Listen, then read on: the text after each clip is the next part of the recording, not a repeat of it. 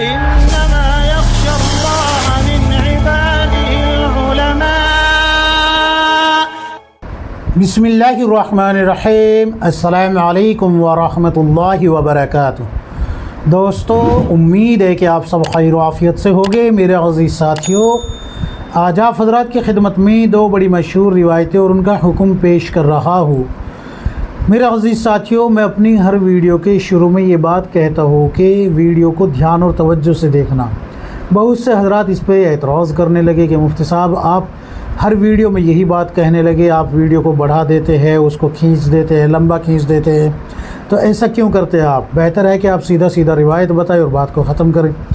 تو میرے عزیز، میں اس لیے کہتا ہوں کہ اگر آپ نے ویڈیو کو واقعی دھیان سے دیکھ لیا، توجہ سے دیکھ لیا اور مکمل دیکھ لیا، تو ہم نے روایت کون سی بتائی ہے آپ کو وہ بھی پتہ چل جائے گا، اور روایت کا کیا حکم پیش کیا ہے وہ بھی آپ کو پتہ چل جائے گا.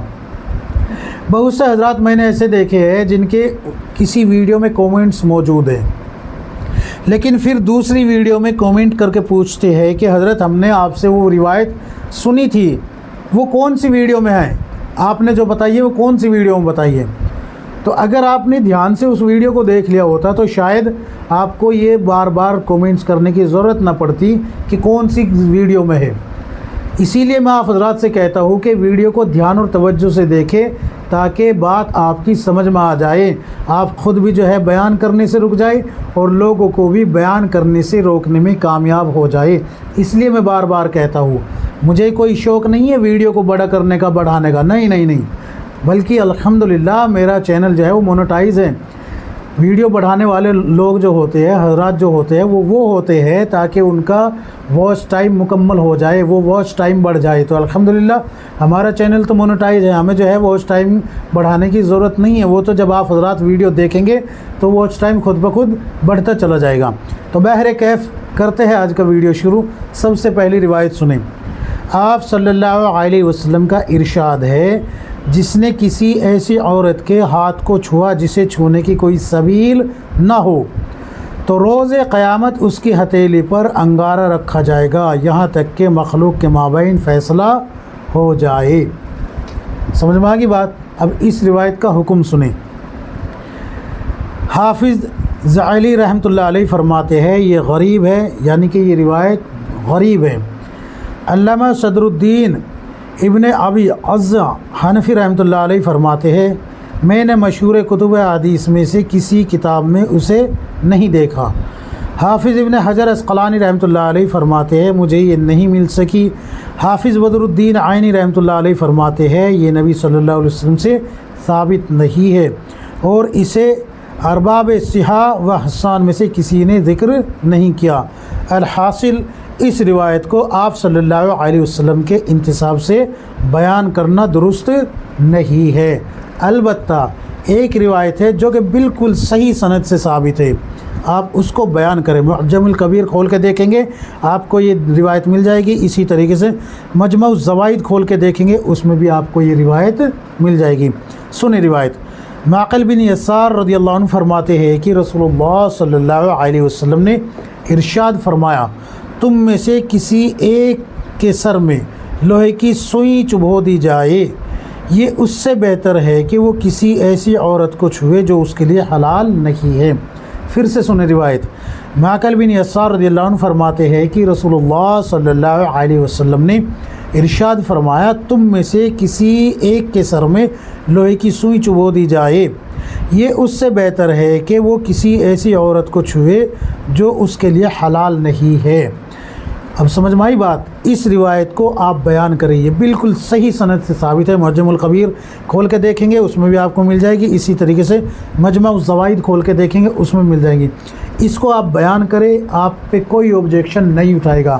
لیکن پیچھے جو روایت گزری ہے کہ ہاتھ پہ انگارہ رکھ دیا جائے گا، یہ روایت کہیں سے بھی ثابت نہیں ہو رہی. اس کو بیان کرنے کی اجازت نہیں ہے، اس کو بیان نہ کریں. اگلی روایت بھی سنیں، یہ بڑی مشہور ہے. عموماً تمام مسجدوں میں فضائل ذکر میں اس کو بیان کیا جاتا ہے، فضائل ذکر میں اس کو بیان کیا جاتا ہے. سنیں دھیان سے.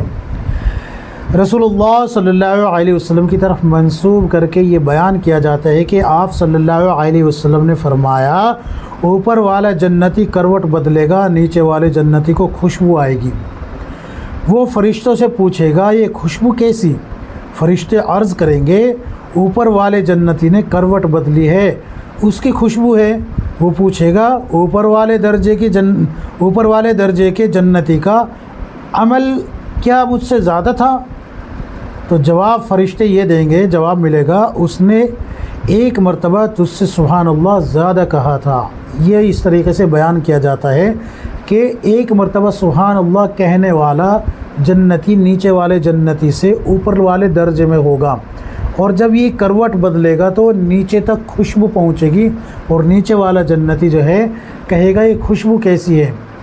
تو فرشتے جواب دیں گے کہ تم سے اوپر والے جنتی نے کروٹ بدلی ہے، اس کی خوشبو ہے۔ تو یہ پوچھے گا کہ کیا اس کا عمل مجھ سے زیادہ تھا؟ تو فرشتے کہیں گے ایک مرتبہ سبحان اللہ زیادہ کہا ہے۔ تو اس روایت کا کیا حکم ہے؟ اس روایت کا حکم یہ ہے کہ تلاش بسیار کے باوجود یہ روایت کہیں بھی نہیں ملی، تلاش بسیار کے باوجود یہ روایت سندن تاحال کہیں نہیں مل سکی، اس لیے اس کو بیان نہ کیا جائے۔ البتہ ایک روایت ہے جو کہ بالکل صحیح سند سے ثابت ہے، اور حضرت عبداللہ بن مبارک رضی اللہ عنہ نے اس کو زہد میں نقل کیا ہے، تخریج کیا ہے۔ اور حضرت عبداللہ بن مبارک رحمۃ اللہ علیہ وہ مصنف ہے، وہ راوی ہے، اور وہ عالم دین ہے جس پہ کسی نے بھی جرح نہیں کی، کوئی بھی آبجیکشن نہیں اٹھا سکتا۔ انہوں نے اس روایت کو تخریج کیا ہے، اس کو سن لیجئے۔